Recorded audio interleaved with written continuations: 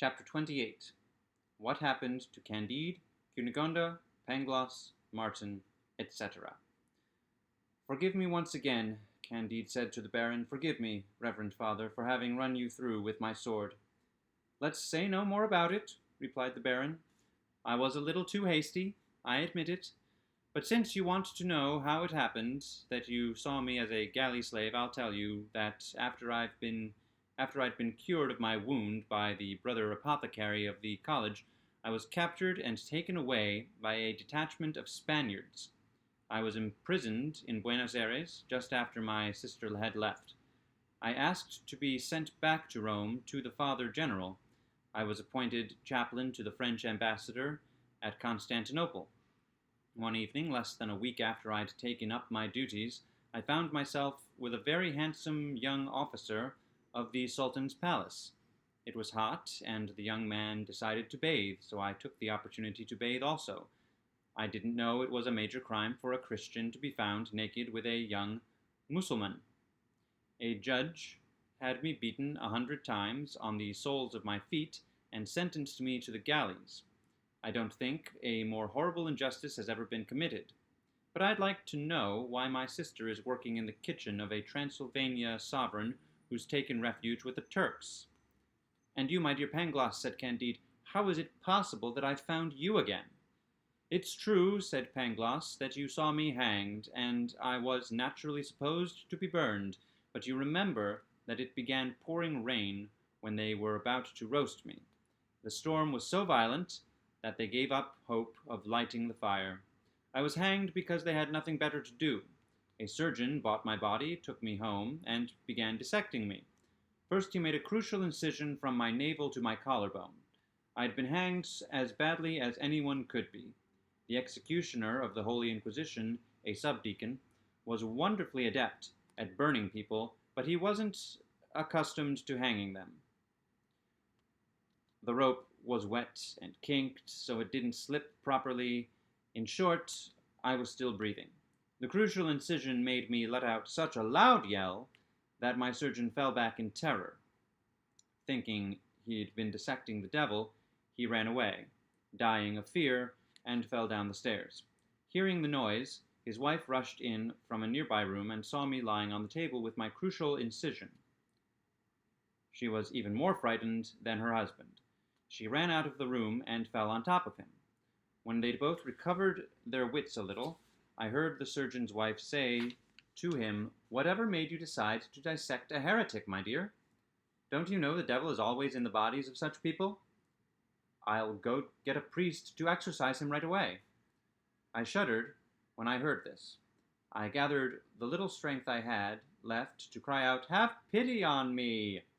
Finally, the Portuguese barber regained enough courage to sew up my skin. His wife even took care of me, and 2 weeks later I was back on my feet. The barber found me a position as servant to a knight of Malta who was going to Venice, but when I learned that my master didn't have enough money to pay me, I became the servant of a Venetian merchant and went with him to Constantinople. One day I took it into my head to enter a mosque.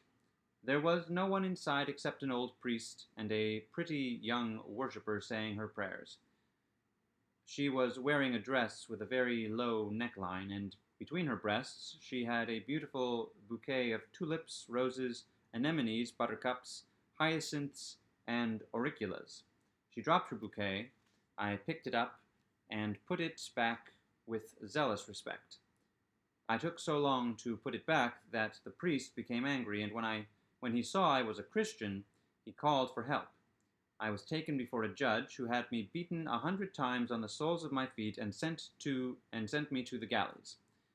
I was chained in the very same galley and on the very same bench as the Baron. In that galley there were also 4 young men from Marseille, 5 Neapolitan priests, and 2 monks from Corfu. They told us that such things happened every day. The Baron claimed that he'd suffered a greater injustice than I had, whereas I maintained that it was much more permissible to return a bouquet to a young woman's chest than to be naked with an officer of the Sultan's palace. We were still arguing constantly and received 20 lashes a day when the chain of events of this universe led you to our galley, and you bought our freedom.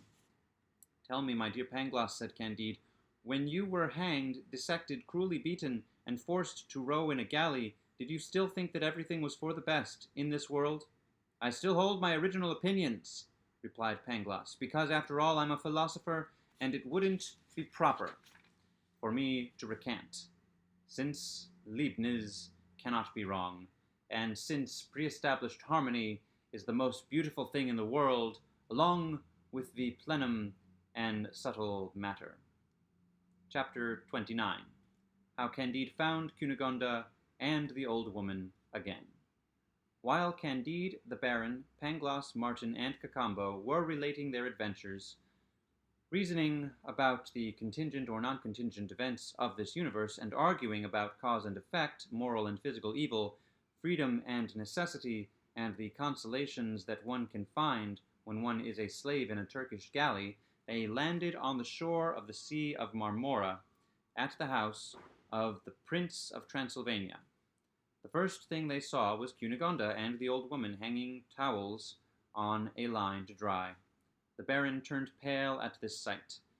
When Candide, the tender lover, saw his fair Cunegonde's weather-beaten face, bloodshot eyes, withered breasts, wrinkled cheeks, and red scaly arms, he recoiled 3 paces in horror, but then he stepped forward out of politeness. She embraced him and her brother. They embraced the old woman. Candide then bought the 2 women's freedom. There was a small farm in the vicinity. The old woman suggested that Candide should buy it, and that they should all live on it while waiting for their fortunes to take a turn for the better. Cunegonde did not know that she had become ugly, for no one had pointed it out to her. She reminded him of his promises in such a firm tone that the good Candide did not dare to refuse her. He therefore informed the Baron that he was going to marry his sister. I will never tolerate such baseness on her part, or such insolence on yours, said the Baron. I will never allow myself to be reproached with such a disgrace. My sister's children could not enter the noble assemblies of Germany. No, my sister will never marry anyone but a baron of the empire. Cunegonde threw herself at his feet and bathed them with her tears, but he was inflexible. You idiot, cried Candide. I've rescued you from the galleys and freed you and your sister. She was washing dishes here, and she's ugly, and yet when I'm kind enough to offer to make her my wife, you still claim the right to prevent me. I'd kill you if I listened to my anger. I'd kill you again if I listened to my anger. You can kill me again, said the Baron, but you'll never marry my sister while I'm still alive. Chapter 30. Conclusion. At the bottom of his heart, Candide had no desire to marry Cunegonde, but the Baron's extreme arrogance determined him to go through with the marriage, and Cunegonde was pressing him so strongly that he could not have taken back his word. He consulted Pangloss, Martin, and the faithful Cacambo. Pangloss composed a fine dissertation in which he proved that the Baron had no rights over his sister, and that, in accordance with all the laws of the empire, she and Candide could be joined in a left-handed marriage. Martin advised throwing the Baron into the sea.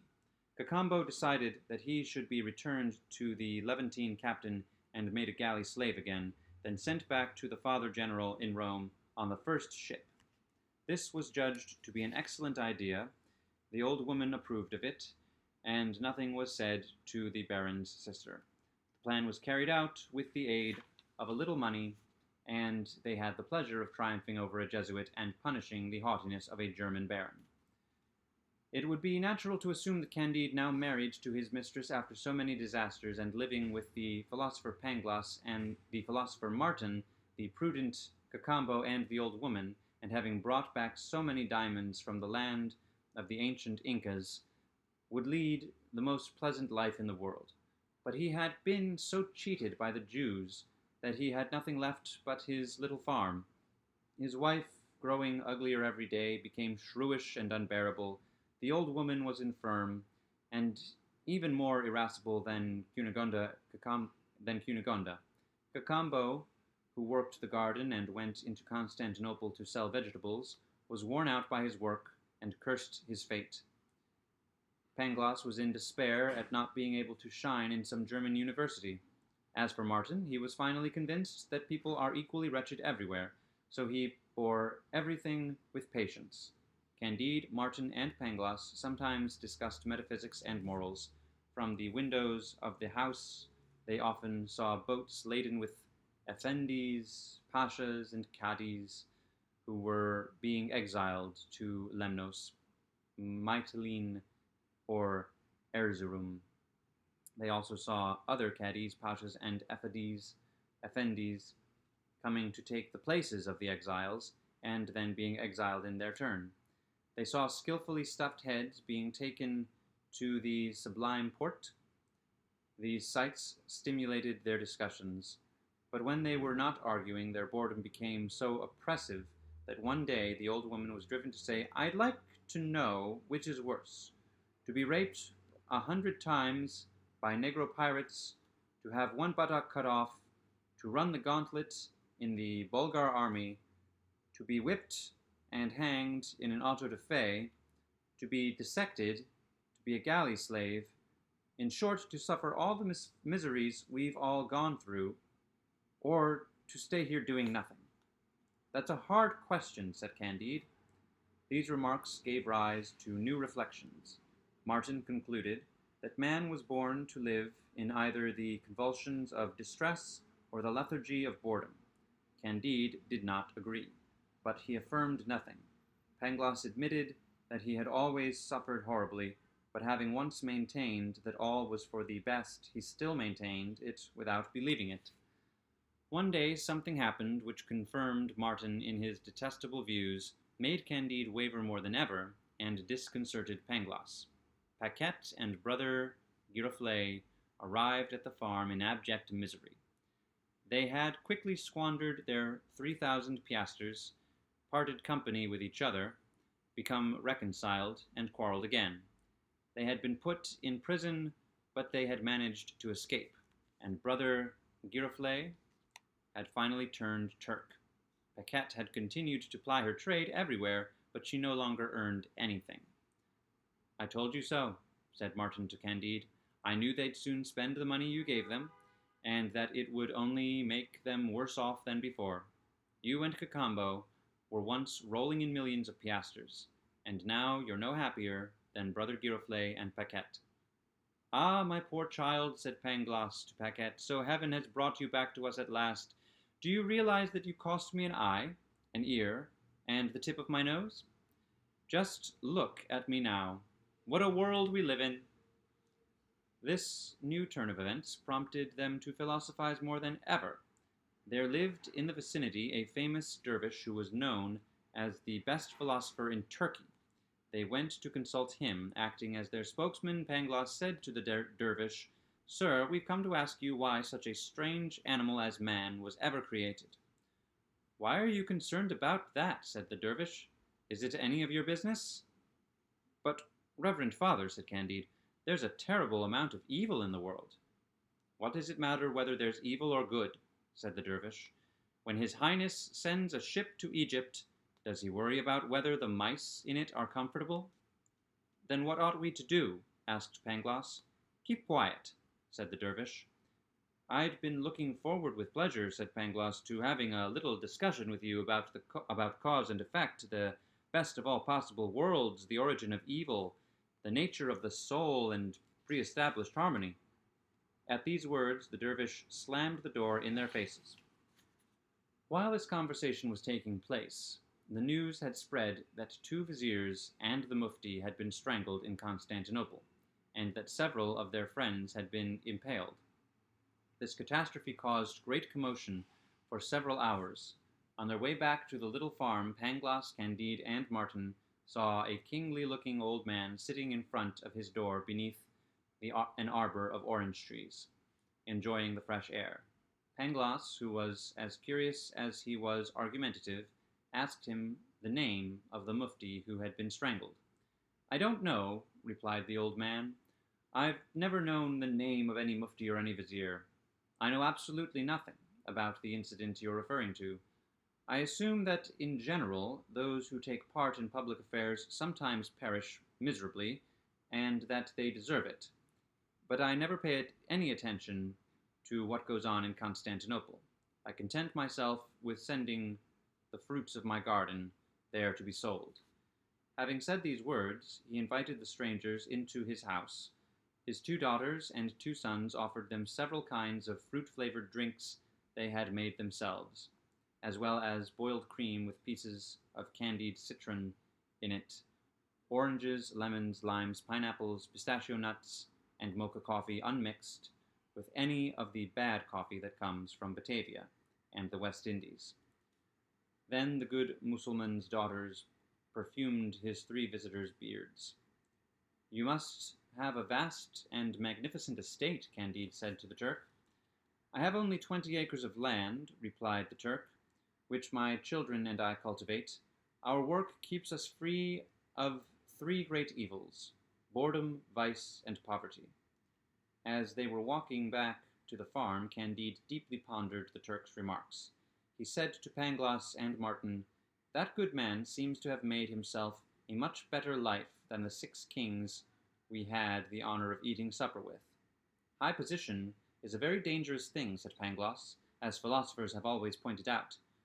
For Eglon, king of the Moabites, was assassinated by Ehud, and Absalom was hung by his hair and stabbed with 3 spears. King Nadab, son of Jeroboam, was killed by Baasha, King Elah by Zimri, Joram by Jehu, Athaliah by Jehoiada, and King Jehoiakim, King Jehoiachin, and King Zedekiah were all made slaves.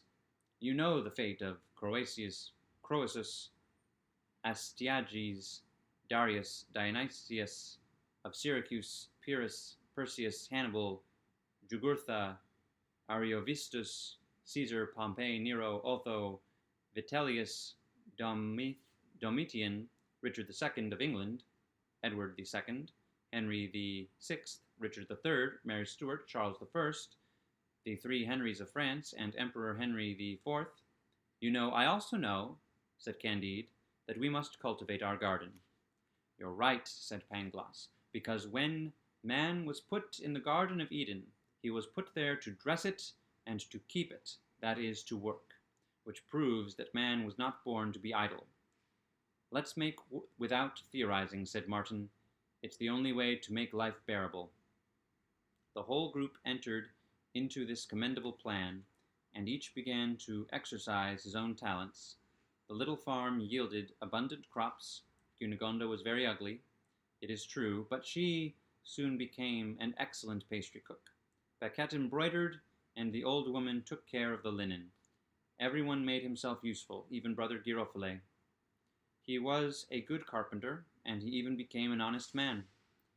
Pangloss sometimes said to Candide, all events are interconnected in this best of all possible worlds, for if you hadn't been driven from a beautiful castle, with hard kicks in the behind, because of your love for Lady Cunegonde, if you hadn't been seized by the Inquisition, if you hadn't wandered over America on foot, if you hadn't thrust your sword through the Baron, and if you hadn't lost all your sheep from the land of El Dorado, you wouldn't be here eating candied citrons and pistachio nuts.